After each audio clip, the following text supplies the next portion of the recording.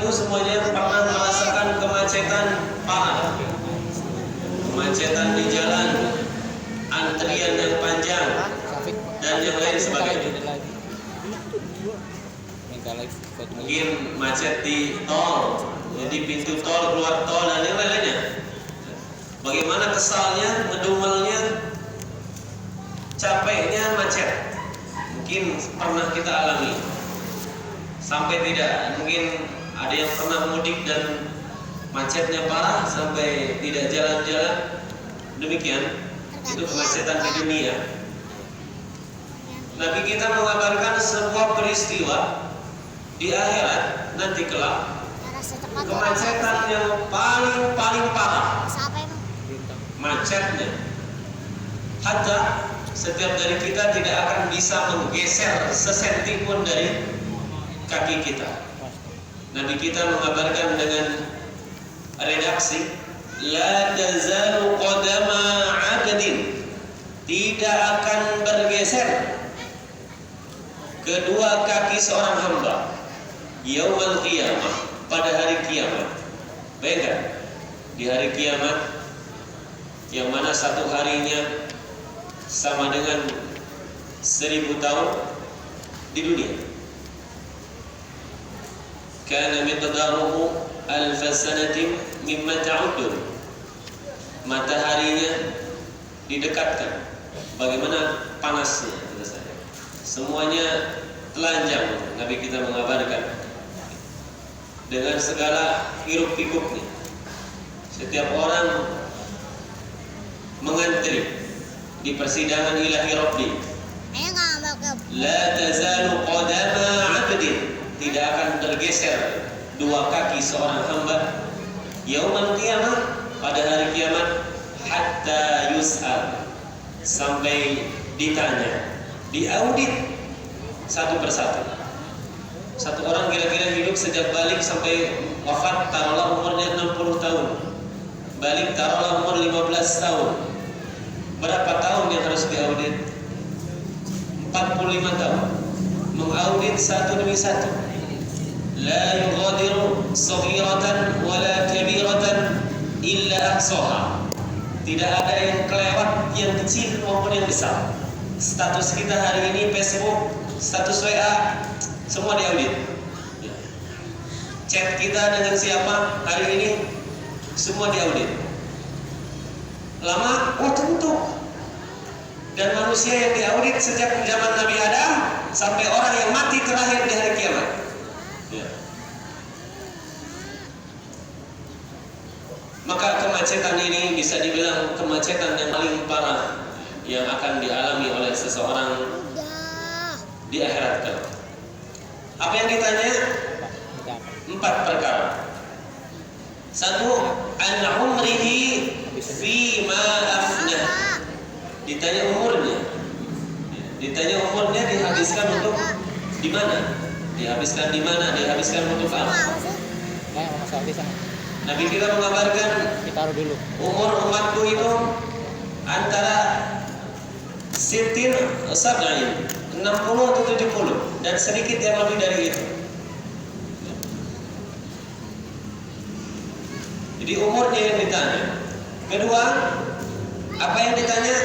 An ilmihi fi ma fa'al, mengenai amalnya, mengenai ilmunya, diamalkan enggak? Bermanfaat enggak? Pertanyaan yang ketiga, an malihi, tentang hartanya. Kalau tadi yang ditanya yang pertama tentang umurnya, dihabiskan untuk apa? Dihabiskan di mana?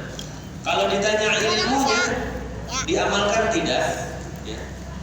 Bermanfaat atau tidak? Kalau ditanya tentang hartanya, min aina tasabahu wa fima anfaqahu, dari mana dapatnya? Setelah dapat dipakai untuk apa? Ini pertanyaan yang paling berat mungkin bagi orang-orang yang kaya raya, ya. Orang yang diluaskan rezekinya akan semakin panjang audit di pertanyaan yang ketiga. Maka tidak heran Nabi kita mengabarkan bahwasanya orang miskin lebih dulu masuk surga mendahului orang kaya. Ini orang kayak yang soleh maksudnya setengah hari. Oh, setengah hari kan sebentar. Setengah hari di akhirat. Kan sehari di akhiratnya sama dengan 1000 tahun tadi. Kira-kira 500 tahun lah. Jeda jarak antara orang miskin yang soleh dan orang yang kaya yang soleh. Kenapa? Terbentur audit yang begitu panjang mengenai hartanya dari mana dan diinfakkan untuk apa saja. Pertanyaan keempat, wa an jismihi fima abla. Mengenai badannya, jasadnya, ya. Di mana lapuknya? Lapuk bahasa di manakah usangnya? Sampai tua, keriput, peot, ya. Sampai bongkok dan seterusnya. Akan ditanya di mana dipakainya badan tersebut ketika sehat dan lain-lain. Di riwayat lain yang ditanya pertama masa mudanya. Masa mudanya dihabiskan untuk apa? Maka kesimpulan dari hadis ini bahwasanya setiap dari kita akan mengalami kemacetan yang sangat parah di akhirat ketika satu persatu dipanggil. Satu persatu. Allah Ta'ala berfirman, wa kulluhum atihi yaumal qiyamati farda. Dan setiap dari mereka akan datang pada hari kiamat one by one, satu persatu. Bos, kalau kita ngantri di bank, di teller, antrian nomor 100 tadi sudah, aduh. Gimana kira-kira kalau nomor antrian 1.745.000.000 dan seterusnya, nomor sekian, menunggu, ya, di padang mahsyar, giliran.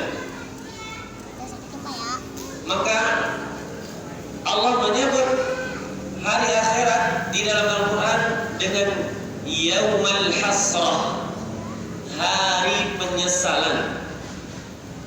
Baik yang banyak ibadahnya akan menyesal, kurang. Apalagi yang kurang ibadahnya. Yang muslim menyesal, yang kafir menyesal. Itulah hari kiamat.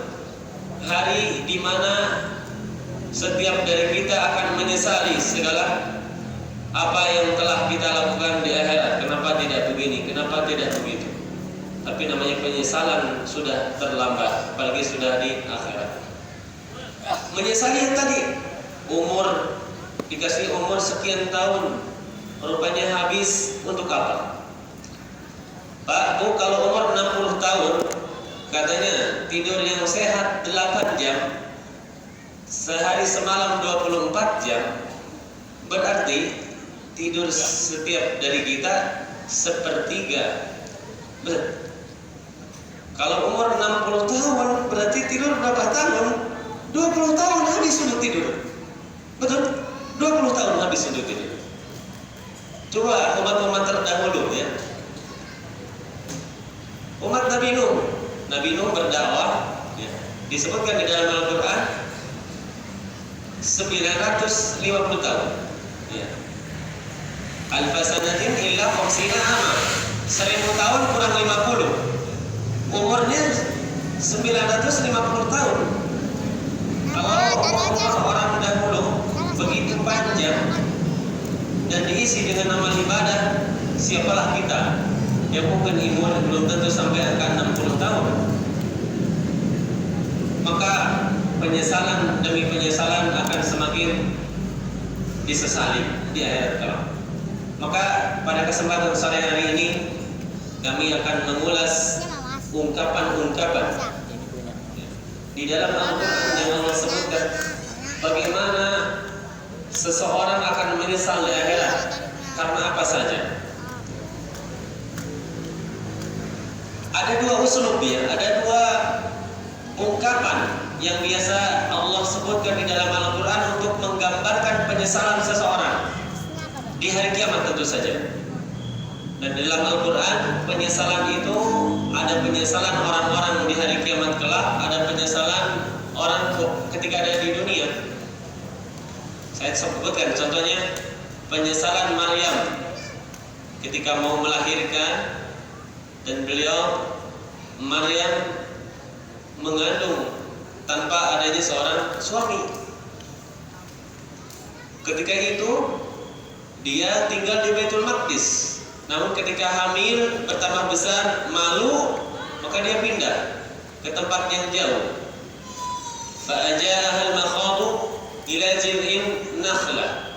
Sudah terasa mungkin kontraksi mau melahirkan, maka ia bersandar di pohon kurma seraya berkata, ya laitani mittu qabla hadha wa kuntu nasyan mansiyya. Aduh, alangkah baiknya aku mati sajalah. Ya. Mitu qabla hadza wa kuntu nasyan mansiyya. Dan aku orang yang dilupakan. Udahlah, dilupakan aja, dianggap aku orang yang sudah tidak ada. Kenapa begitu? Karena Maryam merasa malu, ya. Nanti pulang ke kampungnya bawa anak, menikah belum, dan yang lain-lain. Maksudnya itu. Nah, ini penyesalan dengan kalimat ya laitani mitu qabla hadza. Ini penyesalan cerita di dunia, namun kami hanya